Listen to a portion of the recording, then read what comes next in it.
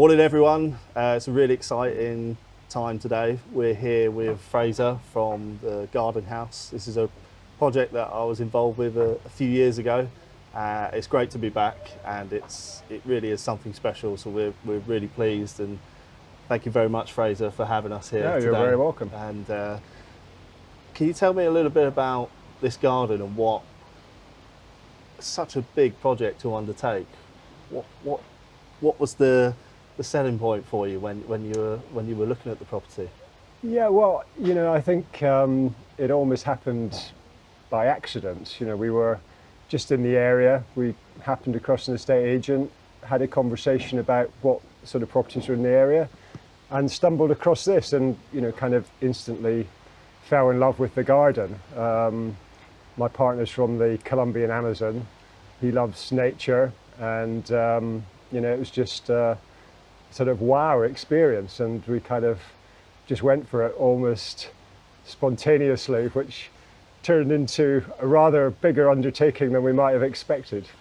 Yes, so obviously the garden's quite an age, there's a lot of history to the garden. Yeah. You were telling me previously when we were doing work on the garden, some of the stories about where certain artifacts were imported over a century ago, and the design of the garden. And can you share a little bit more with us? Yeah, I mean, the garden was built between 1905 and 1933, and around the turn of the 19th, 20th century, Japan had been opening up for a number of years, and Japanese culture was kind of becoming very in vogue, in fashion in Europe.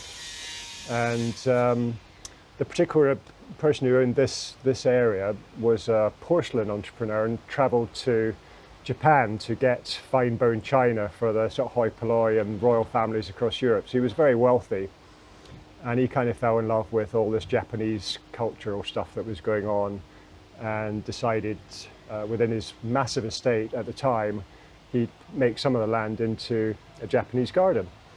And over a period of years, he brought a lot of artifacts from Japan, including a full-blown cottage, the tea house that we're sitting outside at the moment. So this is an original feature? Yeah, this was built kind of in the second phase that the garden was constructed, probably around sort of 1920-ish. Wow. So the garden went through two phases of development. The first phase was 1905 to about 1915, I think. And then the second phase, the chap who owned the garden, Herbert Good, he brought a Japanese landscape gardener, Seaman Kusumoto, over from Japan, and he did the sort of more structural aspects and some of the sort of more detailed points that the garden still has today.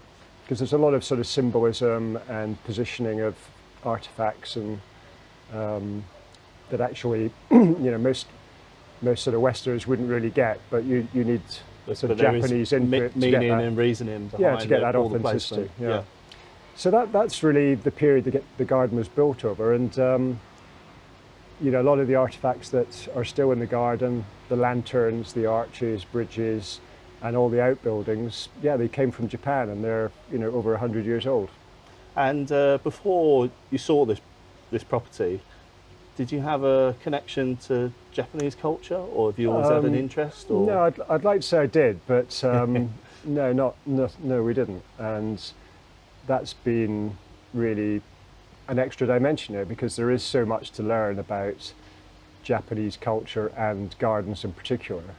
So it has been a bit of a voyage of discovery, with quite a lot of help from other people, to be honest. We've had to do a lot of renovation to the garden. We started off, we made a few mistakes, but we've had some really, top level expert help coming in to help us, just correct some of the things that have happened over the years, or obviously gardens, develop and they fall into disrepair, and that needs rectifying. So, there was a lot of work to do when we took it on. So obviously, having seen the garden before you were here some years ago, Yeah. and to what it is now, it you know, it really is a testament to the work that you've done here, you and the guys and the team, and everyone that sort of had an input on the garden. Was it really important for you to do the garden justice? Was that part of? Well, when you've got a sort of place like this, you know, one of the aspects of it is that it is a heritage asset. You know, it's a grade 2-star registered park and garden, and there's 12 individually listed items in the garden. This is a listed building. The lanterns are all listed as a group. The Tory arches are listed. You know, the mountain hut, the turtle house, the cottage, they're all listed. So there's a lot of heritage that's now protected. And, you know, part of what we're doing is really about the custodianship of an asset that is quite special. Now it's a private garden, so, you know, it's great to have that to enjoy, but at the same time it's also something that, you know, needs to be shared in the right way with people who have a special interest in it. Yeah, that's amazing, and I know you've got some visitors this week, have you, from Japan? Yeah, they're not from Japan. There's a group called the Japanese Garden Society. Oh, I see. Who have a particular interest in Japanese gardens, as the name would suggest. And yes, they're visiting this coming weekend. So it's quite a big group, but they're very, very knowledgeable. They've either lived in Japan, have their own Japanese gardens, or some of them have studied Japanese gardens. So again, that's been quite a helpful group to be in contact with, because they have a lot of information and knowledge about what should be here. Amazing. And in terms of the fish side of things, which, as you know, is a little bit more my background. Yeah. Did you have an interest in koi aquatics before you sort of got involved with this property? Well, I think you're one of the primary people responsible for giving me an interest in fish, Chris. So I have to put my hands up and say, you know, the nearest I've got to a fish is the counter at Tesco. But now we've got some live fish, it's a whole different ball game, and you know, I think the advice you've given over the years has been great in terms of, you know, what we need to be doing, and you know, obviously we've added a few koi, and we've had a few fish donated from people just to keep the pond stocked. But it's, you know, it's great to have those in the garden, because again, they're a feature of Japanese gardens. You know? Absolutely, yeah. And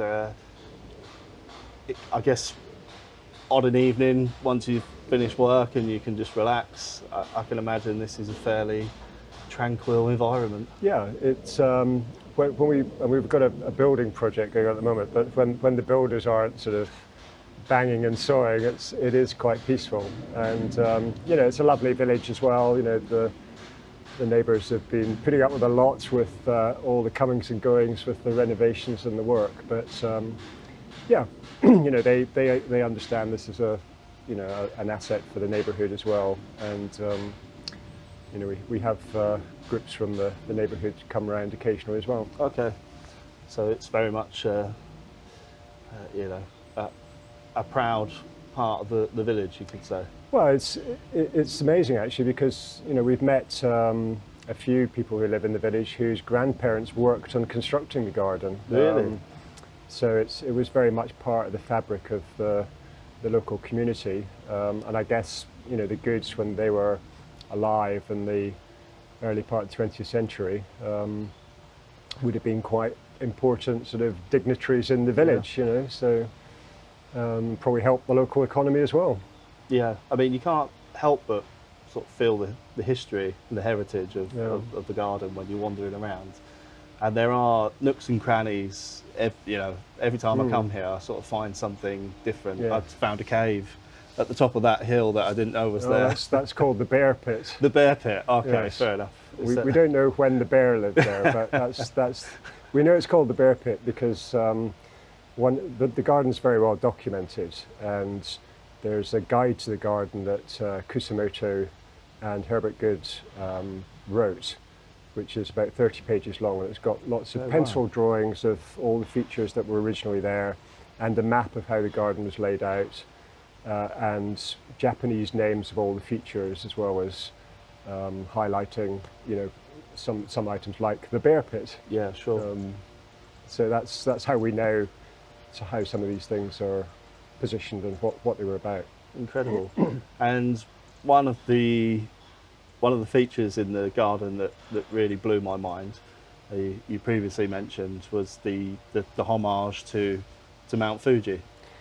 Yes. So yeah, one of the things that people who constructed gardens might do back then was to build a sort of not a replica, but something to symbolize Mount Fuji, which is obviously an important sort of iconic feature in Japan.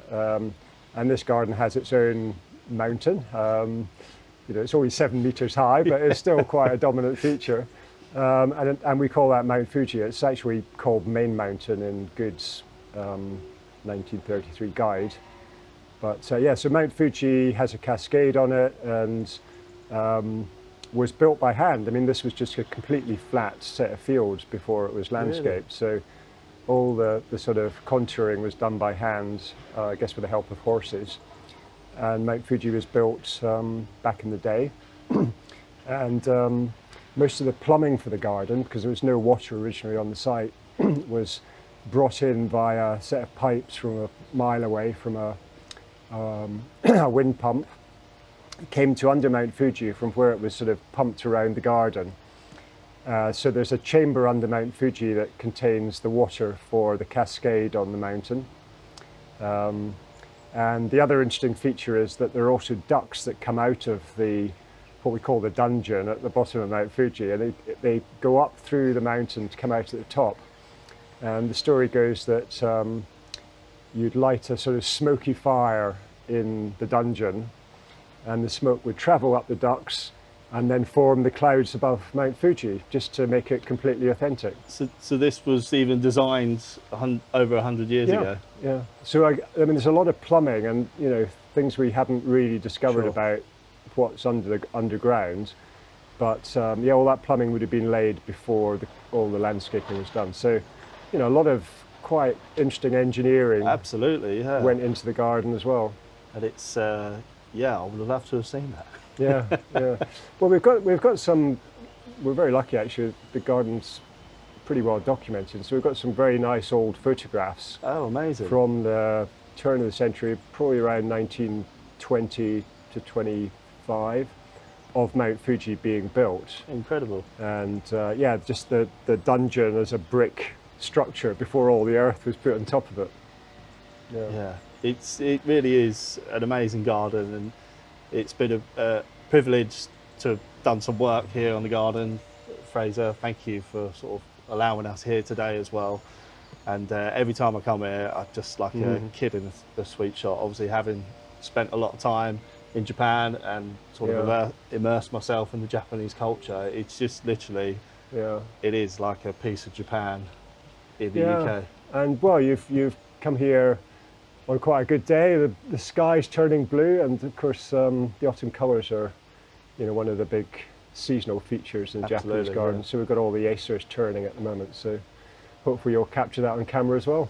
Indeed. Well, Fraser, thank you so much for your time, and I'm sure our viewers will be ecstatic to watch this. I know we're excited to produce it. So thank you very much for your time. You're welcome.